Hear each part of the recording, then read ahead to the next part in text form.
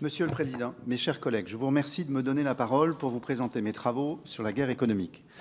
Je souhaite vous faire l'état de nos constats, partager les vulnérabilités de notre base industrielle et technologique de défense, la BITD, ainsi que formuler des recommandations essentielles pour y répondre dans l'intérêt de la Nation.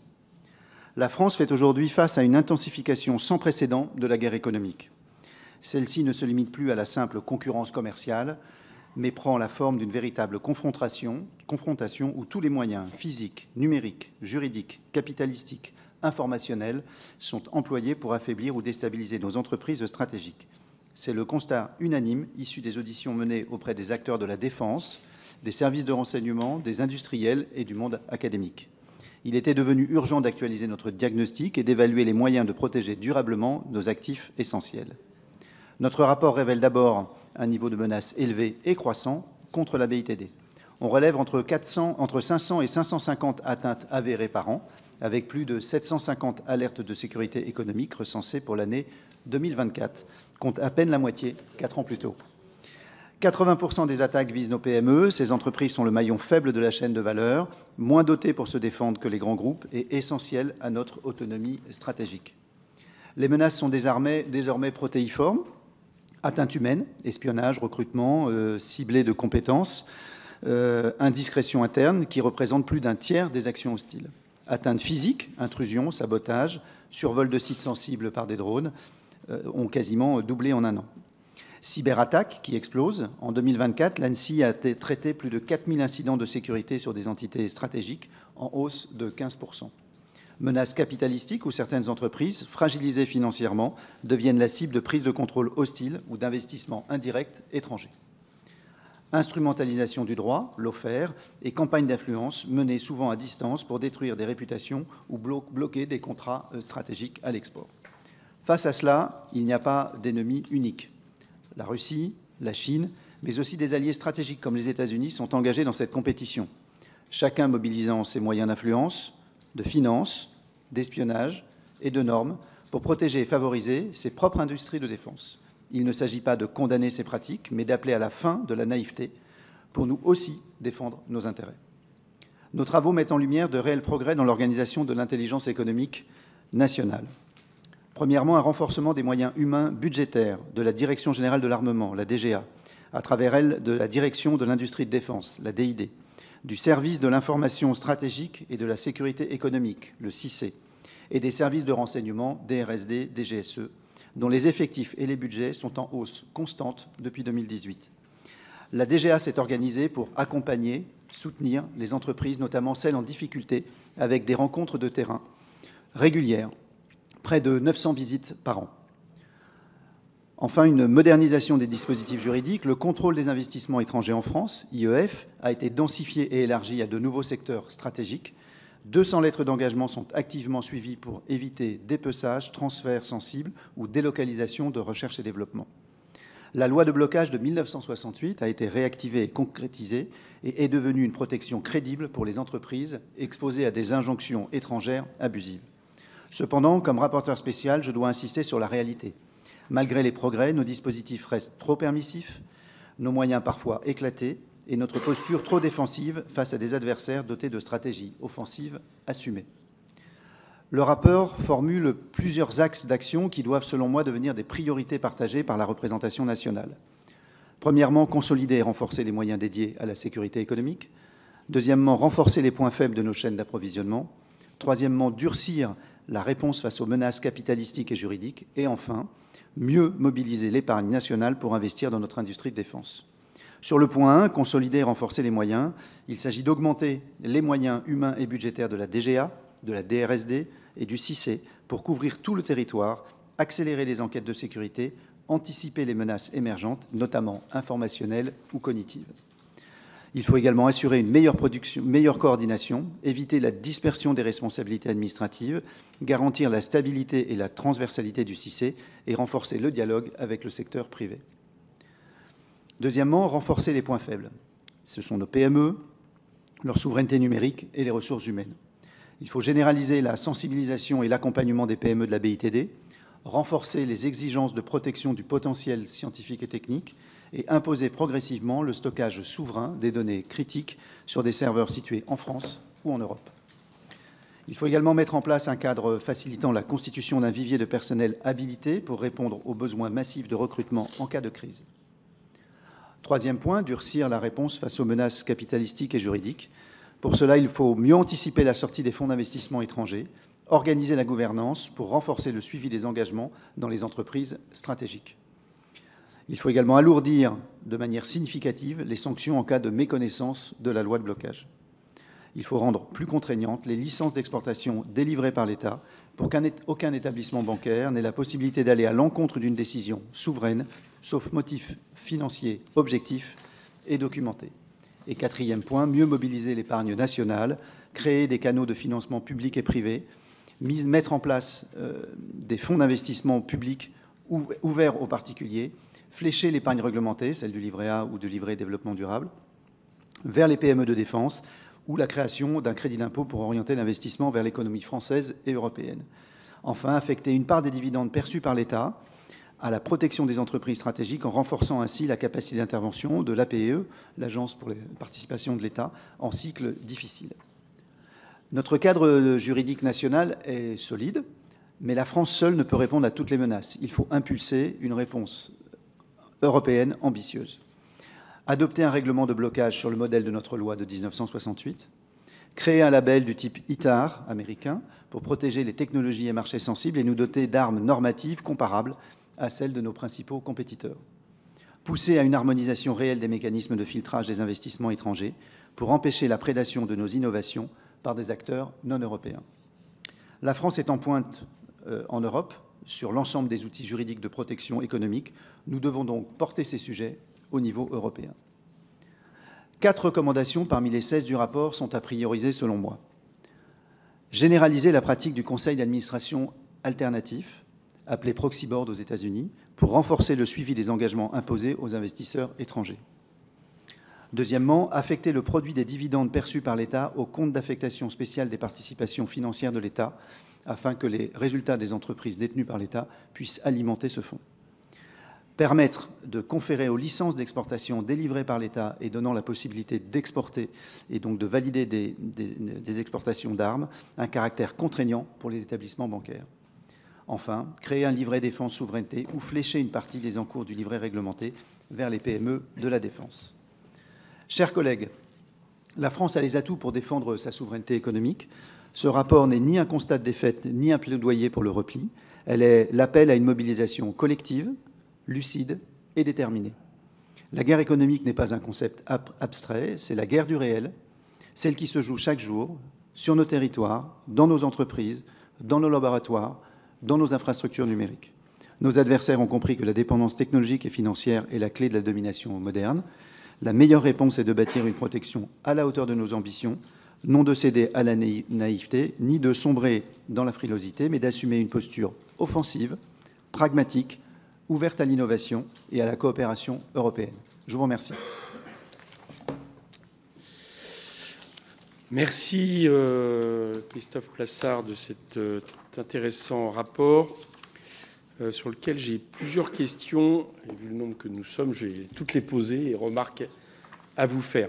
Alors ma première question, c'est sur les États-Unis. Dans votre rapport, vous écrivez, je cite, que les menaces viennent de tous nos compétiteurs stratégiques. Les ingérences étrangères les plus graves proviennent naturellement de la Russie et de la Chine, ainsi que d'autres pays dont l'industrie de défense est concurrente de la nôtre. Mais certaines proviennent aussi de pays qui sont nos alliés sur le plan géostratégique, je vous cite, en tête desquels les États-Unis. Alors je ne dis pas du tout que la Russie et la Chine sont, comme vous les appelez, des compétiteurs stratégiques. J'ai même cru comprendre que le chef de l'État fait de la Russie un adversaire. Mais je m'interroge à propos des États-Unis qui seraient, selon vous, un allié. C'est votre mot.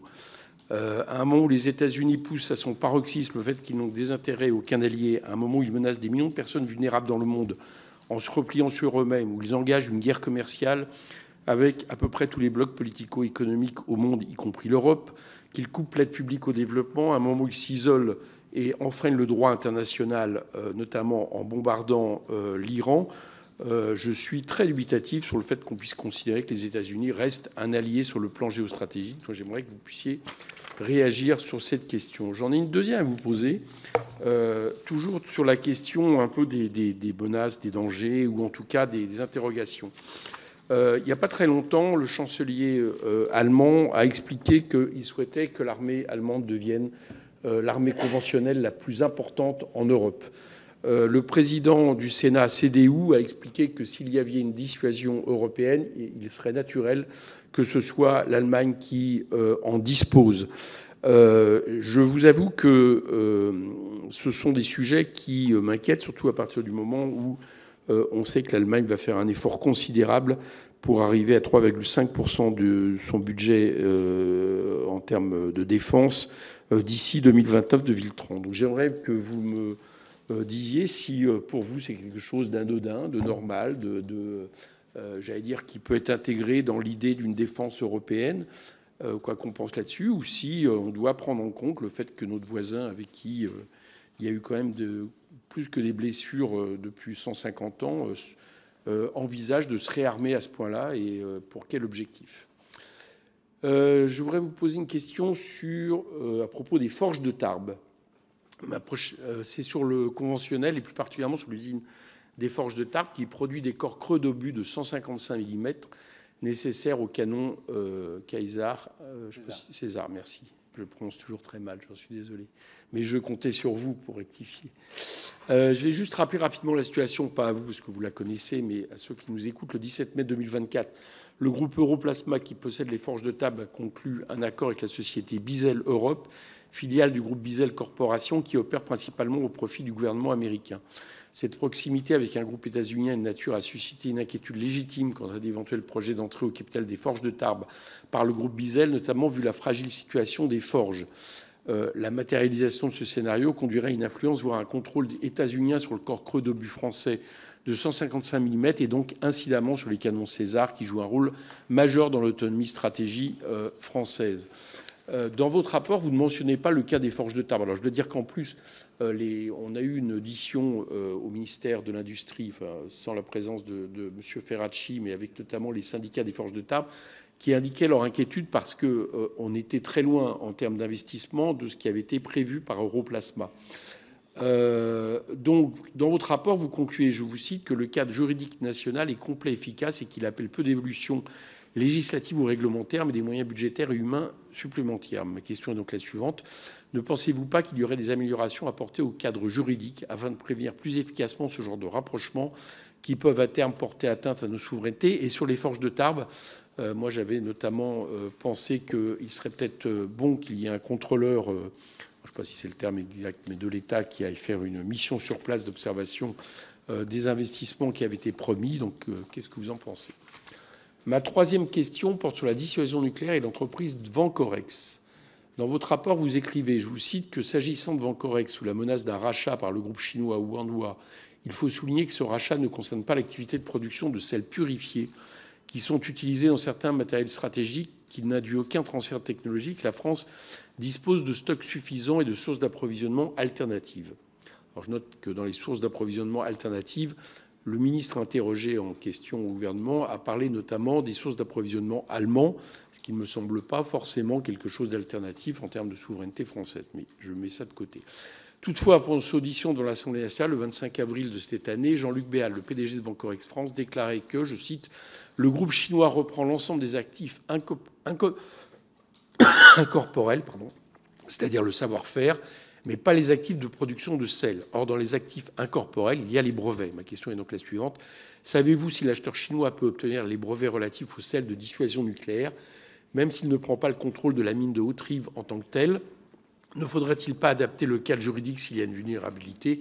J'allais poser une question subsidiaire, sachant que Vancorex, le groupe chinois, a récupéré un atelier sur 4 seulement de Vancorex. Les salariés sont très inquiets sur la pérennité du site et n'eût-il pas été préférable de privilégier, si ce n'est une nationalisation, mais au moins le projet de coopérative qu'avaient proposé les salariés, qui me semblait plus sécurisant d'un point de vue souveraineté.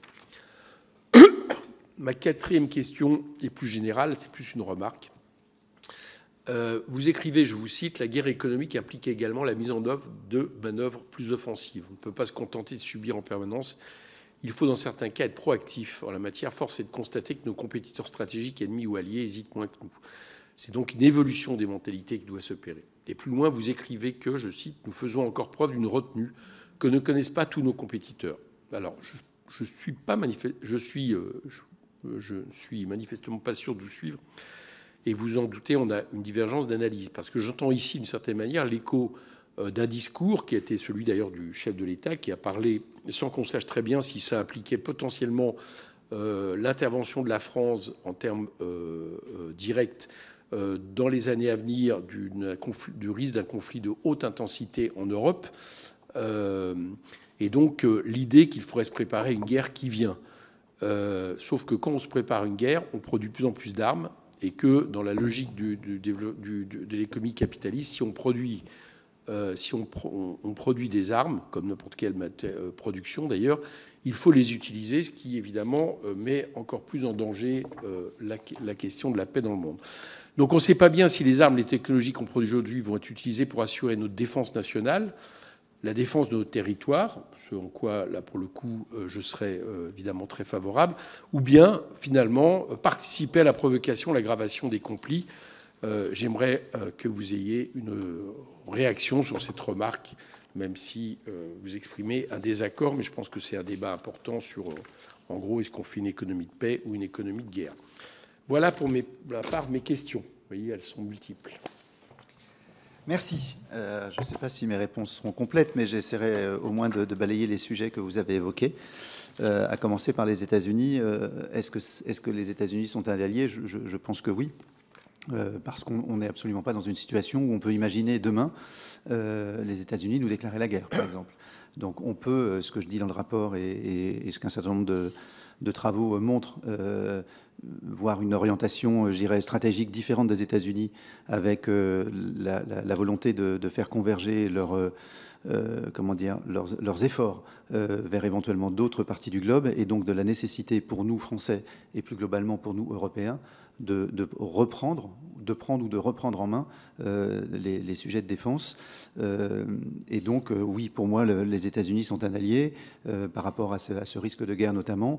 Et pour ce qui est de la Russie, c'est autant la France qui désigne la Russie comme étant un ennemi, que surtout la Russie qui a désigné la France comme étant son ennemi principal en Europe. Donc voilà pour les États-Unis, ce qui n'empêche pas d'en faire des compétiteurs, je dirais, industriels. Et c'est pour ça que je dis qu'il ne faut pas faire preuve de naïveté. Il y a un moment donné, on le voit très bien aujourd'hui, les forces européennes sont très très fortement et très majoritairement équipées de matériel américain, et que les dépendances qui créent des fragilités dans notre souveraineté sont à observer. Et c'est pour ça que je mettais les États-Unis sur la liste des pays avec lesquels nous sommes en compétition. Concernant l'Allemagne, je reprends vos propos. Est-ce que c'est anodin? Est-ce que c'est normal? Est-ce que c'est intégré dans une défense européenne? Est-ce que c'est anodin? Je pense que ça ne l'est pas, y compris pour le peuple allemand, qui est fortement marqué par son histoire, et je l'entends.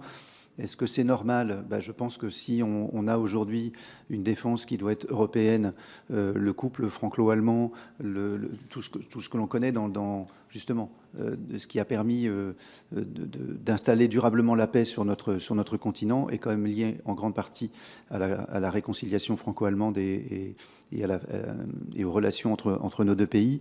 Donc il est normal que dans un effort qui se veut européen, l'Allemagne y prenne sa part à la hauteur du poids que pèse le pays dans l'ensemble européen. Et vous évoquiez, est-ce que intégré dans une défense européenne? Alors après, on peut définir ce que c'est qu'une défense européenne, ou en tout cas des efforts européens de défense, je préfère le dire comme ça. Je pense que l'Allemagne a toute sa part à y prendre, et c'est bien normal, et nos industries sont très liées. Et on a d'ailleurs un certain nombre d'exemples, pour prendre Airbus au premier chef, qui de façon duale, aussi bien sur le civil que sur le militaire, est un bon exemple de la collaboration fructueuse qu'il peut y avoir entre nos deux pays. Sur les forges de Tarbes, j'avoue ne pas connaître dans le détail le dossier, parce que je n'ai pas auditionné cette entreprise, mais dans les services, et quand j'évoquais le fait que nous étions plutôt bien dotés, à la fois en termes de services et en termes d'outils juridiques, sur ce type de prise de capital, à la fois le contrôle des investissements étrangers en France, l'IEF, à la fois la capacité que la DGA peut avoir à bloquer une transaction, fait que je fais confiance dans les experts que sont les nôtres, aussi bien à la direction de l'industrie et de la défense, partie de la DGA, que des services de Bercy, que du CICE que j'évoquais également dans mon rapport, que j'évoque dans mon rapport, pour agir et mettre en place éventuellement soit le cadre juridique, soit l'action prioritaire. Là où il pouvait y avoir, vous me demandez s'il pouvait y avoir des évolutions juridiques, je parlais dans un mauvais français des proxy boards américains.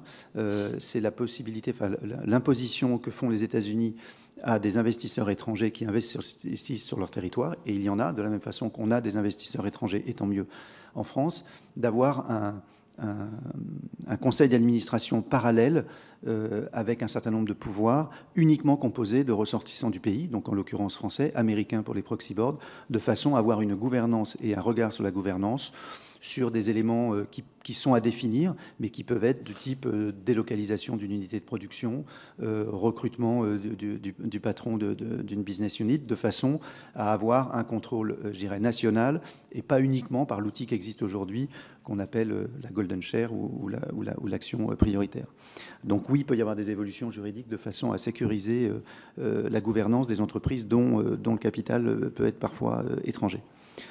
Sur Vancorex, j'aurais tendance à vous répondre la même chose, à savoir que là aussi, confiance faite à la DGA pour faire le travail de contrôle, de validation ou de blocage si c'est nécessaire.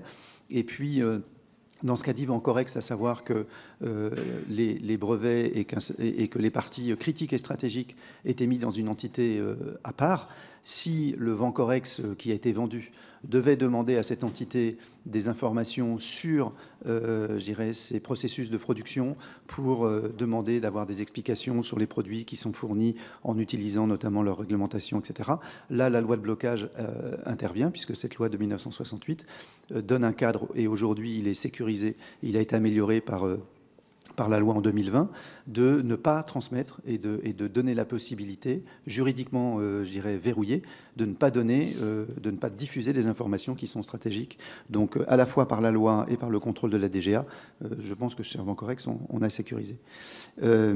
Ensuite, vous évoquiez, oui, le réarmement. Et les objectifs. Depuis que je travaille sur les sujets de défense, depuis maintenant 3 ans, on a envoyé nos questions au ministère des Armées le 10 juillet pour notre 4e rapport budgétaire, plus le rapport sur la LPM, plus ma précédente mission sur la guerre économique.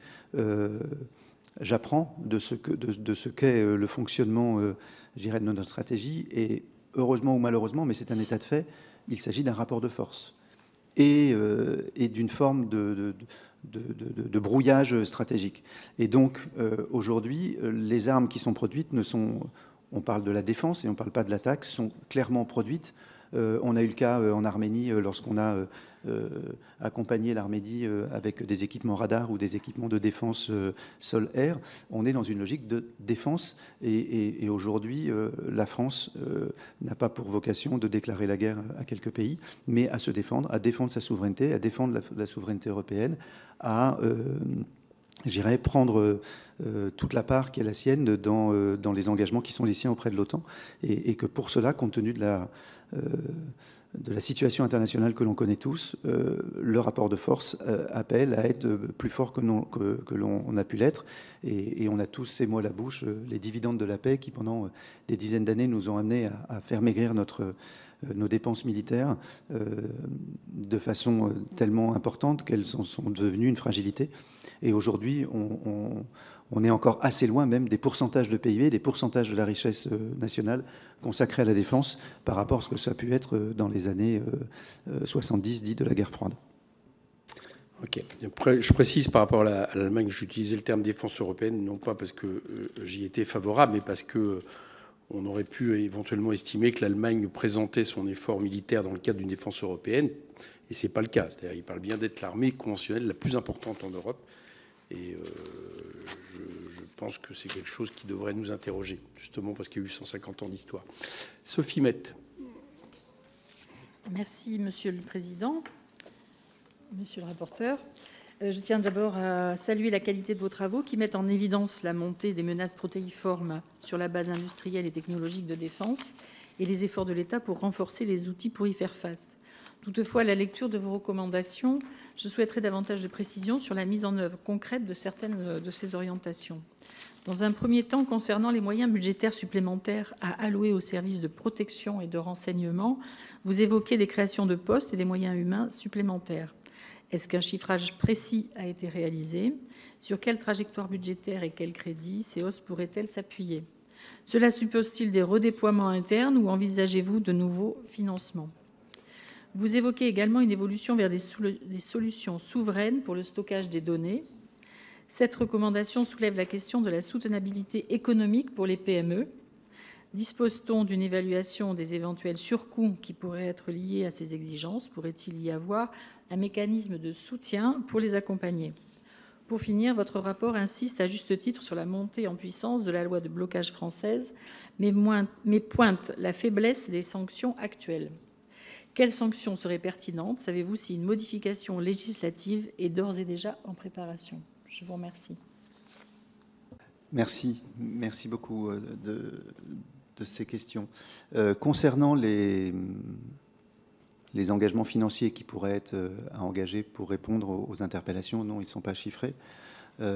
Simplement, on a une idée des masses aujourd'hui, c'est-à-dire que quand on prend les services de renseignement ou même le CICE qui n'est pas dans le budget de la Défense, mais qui est rattaché à Bercy, à la Direction Générale des Entreprises, le CICE, c'est quelques dizaines de postes aujourd'hui.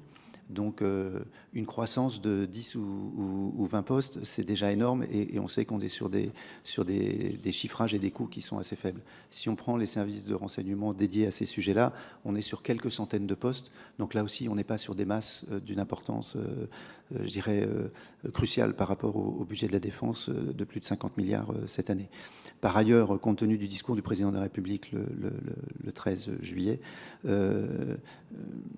il semble qu'une loi de programmation militaire rectificative arrive et je pense que ce sera l'occasion, justement, dans nos travaux à la Commission des Finances, mais également nos collègues à la Commission de la Défense, de préciser, compte tenu de l'évolution des menaces, quelles sont les évolutions, notamment puisqu'il s'agit de guerre économique et d'intelligence économique, quelles sont les évolutions, bien qu'aujourd'hui les services de renseignement sur la LPM actuelle soient ceux qui bénéficient de la plus grosse croissance en termes de budget.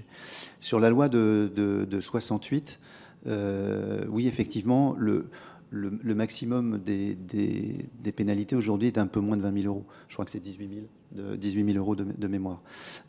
Donc, lorsqu'on évolue dans un environnement où on parle de millions d'euros, de dizaines, de centaines de millions d'euros, voire de milliards, il est évident que le rapport exposition au risque fait qu'on peut imaginer que c'est un peu faible. Donc elle a été renforcée et elle fonctionne aujourd'hui.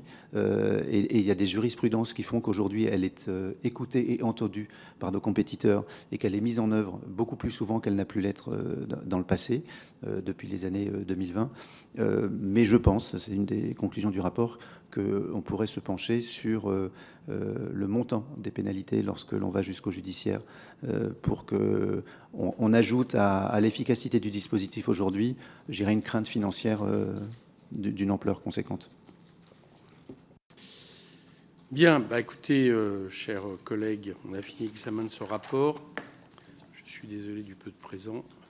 Je consulte la commission afin de savoir si elle autorise la publication. Je pense que Sophie, Matt et moi serons d'accord. Hein, tout à fait. Donc, en application de l'article 146 alinéa 3 du règlement, il n'y a pas d'opposition. Je propose qu'il en soit ainsi décidé. On se retrouve à 16h pour l'audition de Mme Amélie de Montchalin. Merci, chers collègues. Merci.